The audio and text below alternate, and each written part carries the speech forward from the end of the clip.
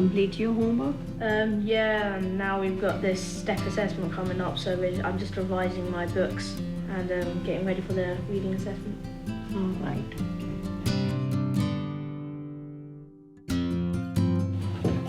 Yeah.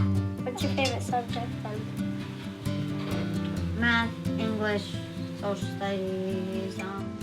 I'm on step 15 in math. Okay. Spin the big wheel. I have to make a game show with a money plan, a spinner, things like that.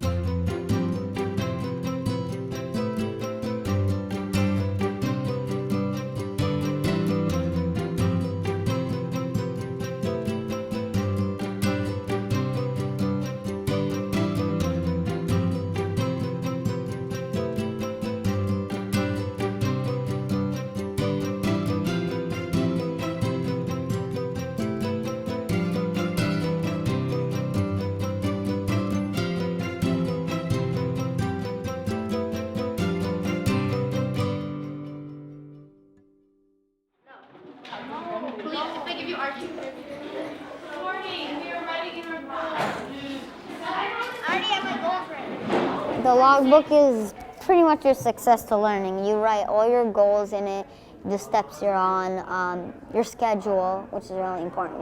The tasks you have to do, you check them off. You write a reflection about your week. So, I need 2 volunteers to go get the rest of the laptop. Theo and Michael, laptop 1 through 8. Get your logbooks out. Week 10. A day in the life of a KED school is very interesting. It's always changing, so I like that as a teacher. We have our base groups in the morning, so we get to greet the students, help them make sure they have a schedule that's going to work out for them. We get to explore topics in the news. We get to read, do different work. I'm probably going to start writing my iSearch paper for step 10. Okay, so for step 10, you feel like you understand all of the parts that are involved in it? Yeah. Okay, so tell me what they are. iSearch, book talk. Wait, no, not book talk, sorry. Artist statement. Artist statement. Artifact. That's it. Are you logged in? Let's log into the portal. The good thing about the Learning Portal is that it's got curriculum on there for 6th, 7th, and 8th grade. It's also got foundational steps, which are kind of review content of the areas of ELA, math, and Spanish. And so a student who's a high-achieving student and can quickly go through the 7th grade curriculum can already start the 8th grade curriculum in the middle of their 7th grade year. And that's one way that we can help differentiate the content for all different types of learners.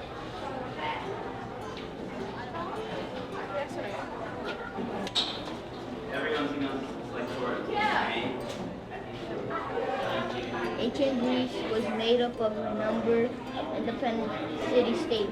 We have to do assignments, tests, or projects after every step in course. But I also need to present my work to a teacher when I think I'm done. Can there be a perfect form of democracy? No. Why? Like, you know, there's always going to be a problem with it. Like, if you have an indirect democracy, the person you vote for, they might choose something that you voted them because you thought they'd do what you want. They make a whole different decision, and you won't like the decision, which makes a problem. Direct democracy, the human public, or whatever you call it, they don't all have experience, you know. They won't completely know and stuff like that. So they're just going to vote for something and, you know, not know what they're doing. Some people will know what they're doing, but some really won't. They'll just vote because they won't have any leader to, you know, help them decide and stuff like that.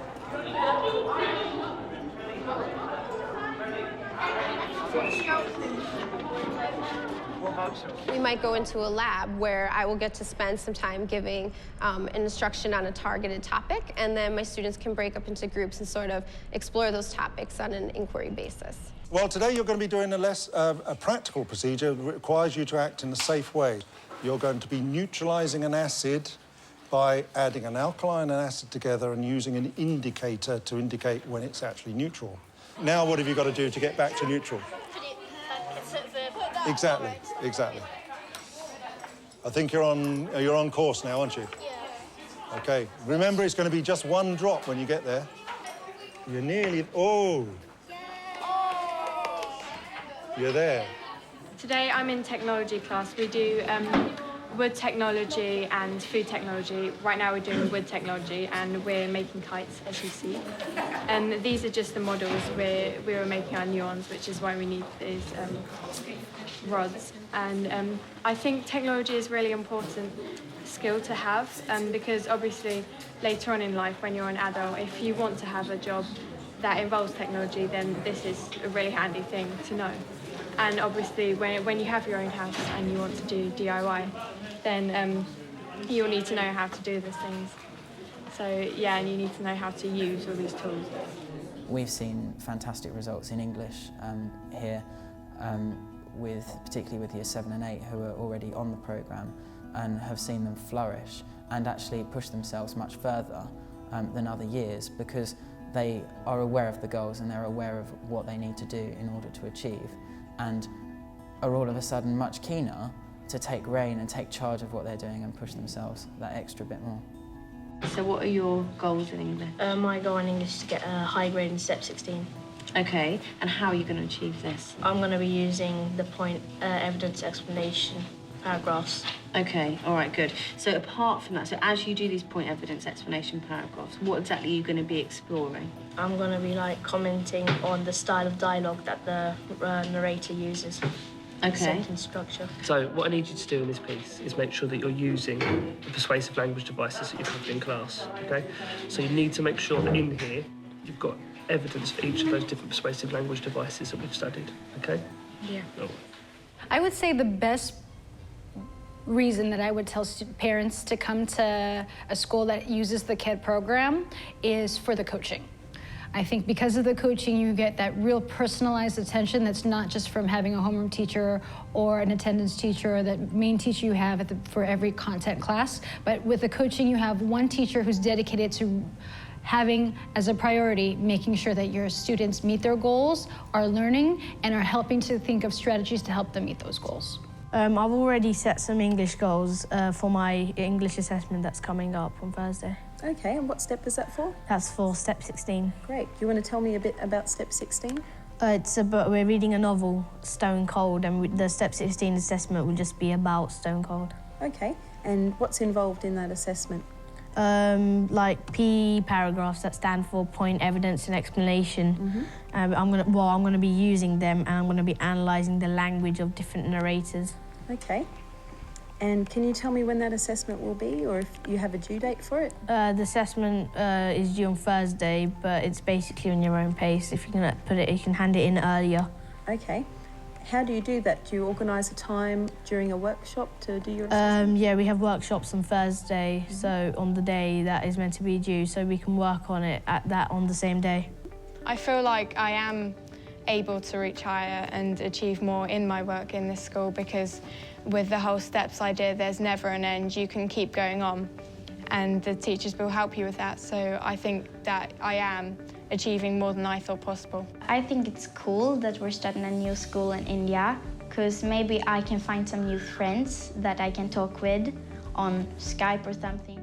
Have you heard about they're gonna build a school in India too? Oh, the new school in India, I heard about it. Yeah? Yeah, I did, but not too much because it hasn't, came out yet. No, I didn't know what countries they had schools in, but I think it's very cool that they're gonna start one in India. Maybe we can, Skype with them and then we can learn something out of each other. I don't know. Maybe we can go there for a school trip. Oh, that would be cool. I've never been. We should take you guys to America and you guys learn here and take us to Sweden and we'll learn over there. My parents were born in India and I'm from the UK, so I find it really great that we're opening a new school in India, and so we're going to be more global, and also the Indian people will learn how this new way of learning will help us and them achieve more in life.